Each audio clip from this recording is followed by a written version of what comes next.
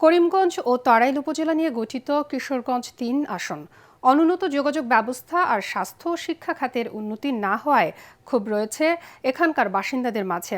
প্রচারণার শেষ দিনে নির্বাচনে জিতলে এবার এলাকার উন্নয়নে নানা প্রতিশ্রুতি দিয়ে প্রার্থীদের মন জয়ের চেষ্টা চালিয়েছেন প্রার্থীরা। সাজ্জাদ জাহানের রিপোর্ট। ভূমিকম্প সহনীয় মোস্ট ডিউরেবল দেশের প্রথম thermex rod Salam steel. Salam steel বোঝে durability. Salam steel most durable steel. Tarail ও করিমগঞ্জ উপজেলা নিয়ে গঠিত কিশোরগঞ্জ ৩ আসনের মানুষের জীবনে উন্নয়নের ছোঁয়া লাগেনি। এখানকার অধিকাংশ বাসিন্দার পেশা কৃষি। রাস্তার দুপাশ জুড়ে কেবলই দেখা মেলে বিস্তীর্ণ কৃষি জমি। অনুন্নত যোগাযোগ ব্যবস্থা আর শিক্ষা ও স্বাস্থ্য খাতের অবহেলায় নিমজ্জিত এখানকার বাসিন্দারা। কিশোরগঞ্জের এই আসনটি দীর্ঘ ১৫ বছর জাতীয় পার্টির দখলে থাকলেও এখান থেকে নির্বাচিত বিএনপির সাবেক শিক্ষামন্ত্রী ডক্টর এম ওসমান ফারুক প্রচারণা চালাচ্ছেন জোরে সোরে। প্রতিশ্রুতি দিচ্ছেন নির্বাচিত হলে শিক্ষা ও স্বাস্থ্য খাতের সাথে যোগাযোগ ব্যবস্থার উন্নয়ন করবেন। অতীতে যেটা হয়েছে সেটা ঢাকাতে বড় বড় হাইওয়েজ, সুপার হাইওয়েজ ইত্যাদি করা হচ্ছে, এটা চোখ দেখানো।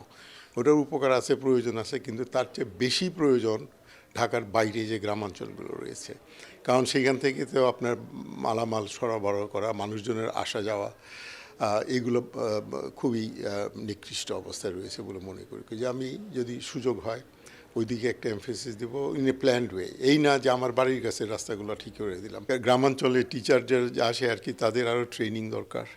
এইটা আমি মনে করি সবচেয়ে বেশি। অপরদিকে ১১ দলীয় জোটের প্রার্থী নিজের যোগ্যতা ও সাবেক রাষ্ট্রপতি আব্দুল হামিদের আত্মীয়তার সুবাদে ডাক্তার জেহাদ খান আওয়ামী লীগের ভোট ব্যাংকে পুঁজি করে জয়ের ব্যাপারে আশাবাদ ব্যক্ত করছেন। কোনো ক্ষতি করে না, কারো ক্ষতি, তাকে যদি মামলা দেওয়া হয়, তাকে যদি অনর্থক হয়রানি করা হয়, আমাকে যারা ব্যক্তিগতভাবে চিনে তারা সবাই জানে যে উনি এই কাজ করবেন। এই হিসাবে আমি আশা করি নীরব একটা ভোট ব্যাংক আছে যারা এই গত ১ বছরের সাফারিংয়ের কারণে তারা আমাকে ভোট দেবে। এটা আওয়ামী লীগেরও আছে, জাতীয় পার্টিরও আছে এবং অন্যান্য ছোটখাটো দলেরও আছে। নির্বাচনের মাধ্যমে জয়ী প্রার্থীরা আগামীতে কিশোরগঞ্জের উন্নয়নে ভূমিকা রাখবেন এমনটাই প্রত্যাশা বাসিন্দাদের। সাজ্জাদ জাহান, এটিএন বাংলা, কিশোরগঞ্জ।